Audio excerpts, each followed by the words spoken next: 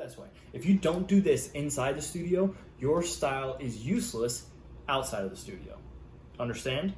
I say that with no hesitation. Perfect.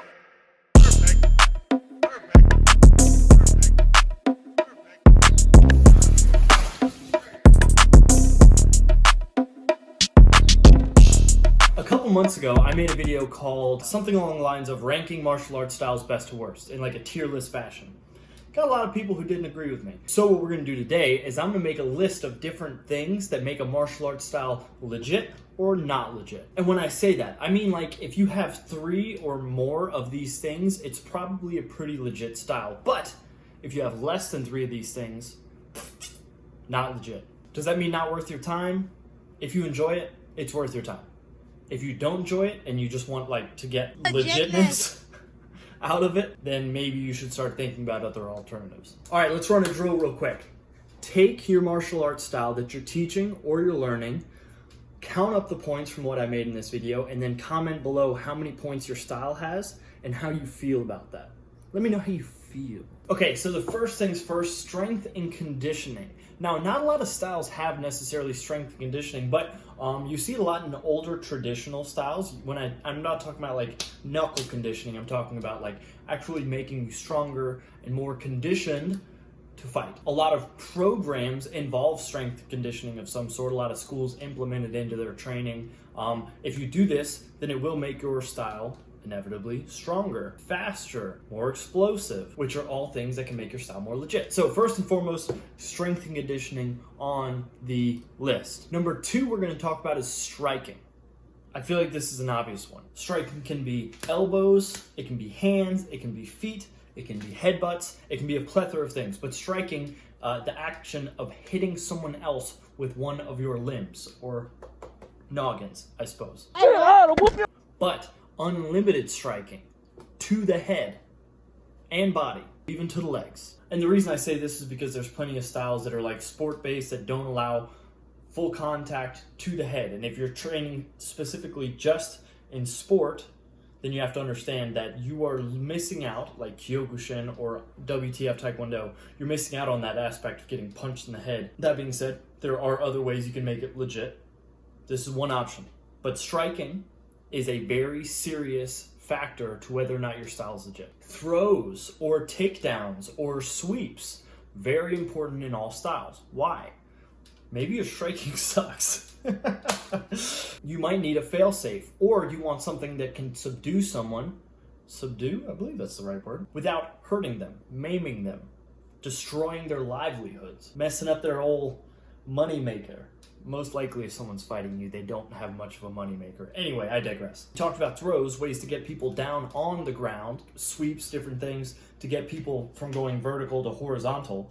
Now we're gonna talk about ways to stop someone or make them quit, tap, give up in order to stop the fight. Great ways to take away an option that someone else has when it comes to fighting you. It's also a great way to hold someone still for long enough to get help. So submissions are obviously a very important part of what makes something elite. The styles that have focused on submissions have thrived in competition. Transitional wrestling. Now I say transitional wrestling for a very important reason. If you are wanting to stay striking and someone tries to double leg you, sweep you, anything like that, you have to be able to fight that off. If you want to get someone from standing to the ground, so if your game is submissions instead of striking, then you have to be able to get them there. Or if you're not successful with your throw or your sweep, you have to be able to react and recoup. So transitional wrestling is a huge one on my list of things that make a martial arts style elite. Transitional wrestling, in my opinion, also goes into like clinch work, the stuff that's like sort of standing up wrestling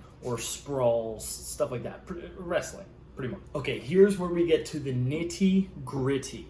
This one, in my opinion, this specific one, if you don't train in this thing, your style is really not that legit or helpful when you leave the studio. How about that? Let's put it this way. If you don't do this inside the studio, your style is useless outside of the studio. Understand? I say that with no hesitation. It is sparring. I've said this thousands of times by now. You hear the phrase pressure testing all the time. It kind of eventually starts to just get a little old. So I'm gonna put it this way. If you do not apply your art in a way that can go wrong in so many different ways, or you can see all the flaws that it has, then you are not really giving it that much thought. So sparring also can come down to like different things that you do. Some places will be like, oh, we spar until you get a point and then you back off and then you start going, a lot like competition. Or a lot of places will be like spar, but they're really nice to each other. But then also certain types of sparring can like be worse than other types of sparring. Like sparring where you're trying to knock each other's head off is going to harden you, sure, but it's also gonna soften you a lot of ways. Like mentally, you're gonna be very tough, but then also like in your actual brain itself, you're going to become very soft soon. You're gonna have certain damages that can't be taken back. And then also, to go along with this, if you are not putting yourself in situations where you feel stressed, anxious, or have to flinch, then you're probably not sparring very well. And if you're under a certain age, I don't want you doing that anyway. I think you should feel worried or anxious or scared during sparring. It's natural, especially in the beginning, but there should be a middle ground of contact if you're younger than a certain age. Keep that in mind. Long story short, spar. If your style is not sparring, do not assume that you can fight someone. Sparring is about understanding that you should not have to assume anything in martial arts. You should find out for yourself if it works or if it doesn't. Okay, so this one's kind of interesting, and I say this for a very specific reason, and we talked about being able to apply something inside that works outside the studio that works outside the studio, and that's situational awareness. Understanding of like your surroundings and what's going on, what you have that are tools around you, how many people are on your side, how many people you think might be fighting you, different things that can come into play when you're thinking about what you're going to be doing in the next 15 minutes. You know what I mean? What that fight is going to look like for you. Whether or not you have to fight for your life, you can run, you can save someone, you know, whatever it is. Situational awareness is a huge factor in what makes a martial art legit. Because if you're not training for competition, you should be thinking about ways that you can cheat, see things in advance, or use stuff to your advantage. I say cheat, there's no cheating in self-defense. Now, opposite of situational awareness, there is sport or competition. I think sport or competition is a huge catalyst for the growth of martial arts, and here's why. Whether it's like an inner dojo competition or it's like something where you go to other places and you compete, it is going to greatly affect your mental space on how you train. You're going to train harder, you're going to want to win. Nobody does competition to lose. You get better every time you practice when it comes to competition. The no days off mentality is something that goes a lot with sport, and having that's a huge, huge benefit. Now, with that being said, much like sparring, there's ways to take the sport and have it as somewhat of a detriment to what you can do outside of the dojo. For example, plenty of styles cater to mass appeal, which means you want as many people that can do it as possible. So you start to take extra safety precautions. You start to do this, that, the other thing to make sure that everyone can do it. You start to make it more friendly for children. You start to make it more friendly for older people. You start to make it more friendly for people who have bad joints, which is nice because it makes it available for more martial artists. But you have to keep in mind that the more that you add that are variables, the more it takes away from what you can do once you leave that competition. The more that the competition or the sport reflects what's going to happen outside and what you can do outside, the better in my opinion. But if it's just for fun, then it doesn't matter.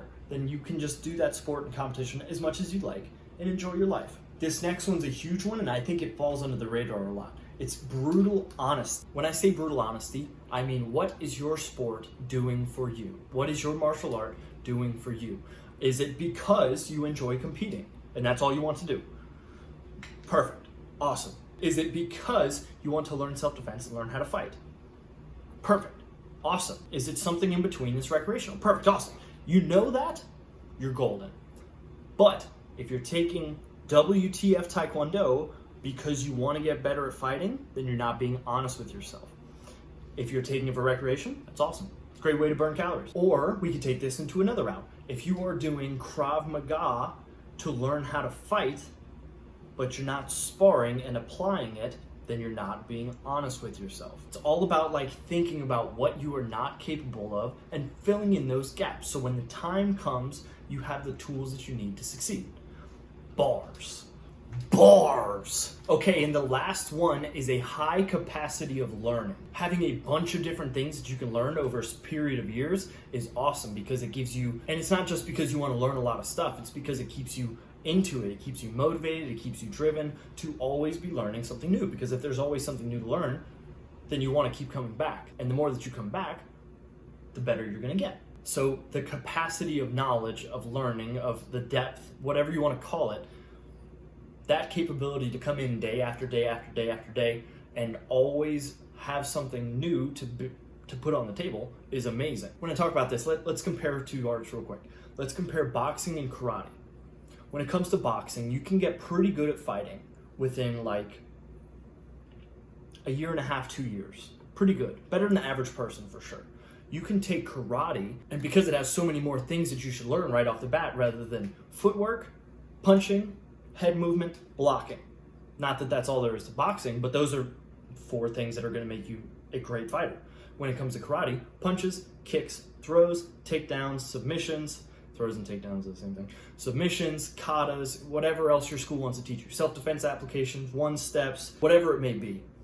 You're not going to start sparring until you know all of those things enough to keep your partner safe. In boxing, you can do most of that at a pretty early age and be able to apply it in sparring. With karate, usually it takes you a bit longer because the capacity, the depth, the breadth of your knowledge is going to be way wider. You have to learn more, which is great in the long run, but you have to understand, brutal honesty, that it may make you less ready in the short term. So let's think about this.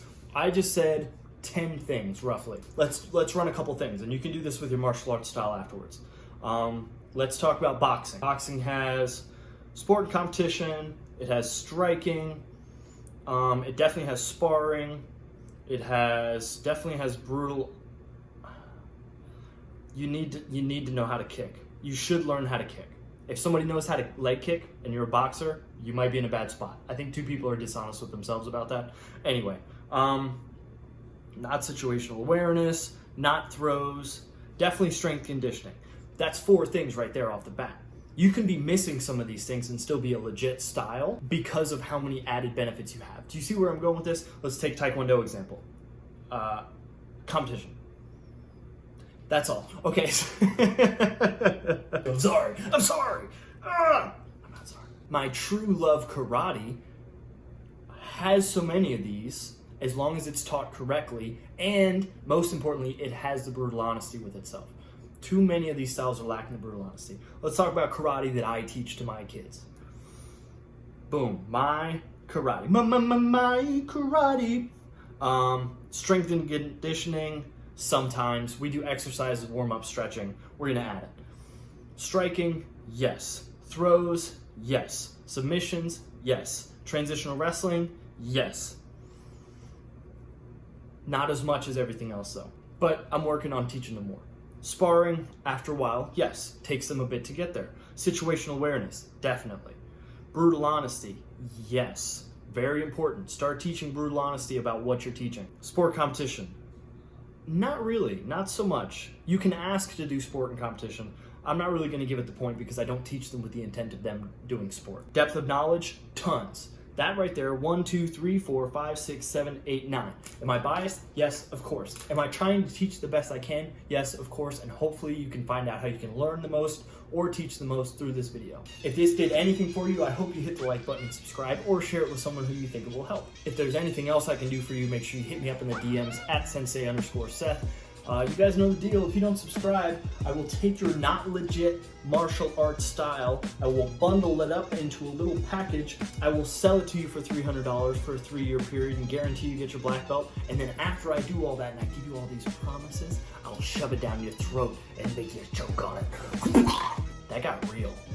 That got real fast. We're getting pretty far here.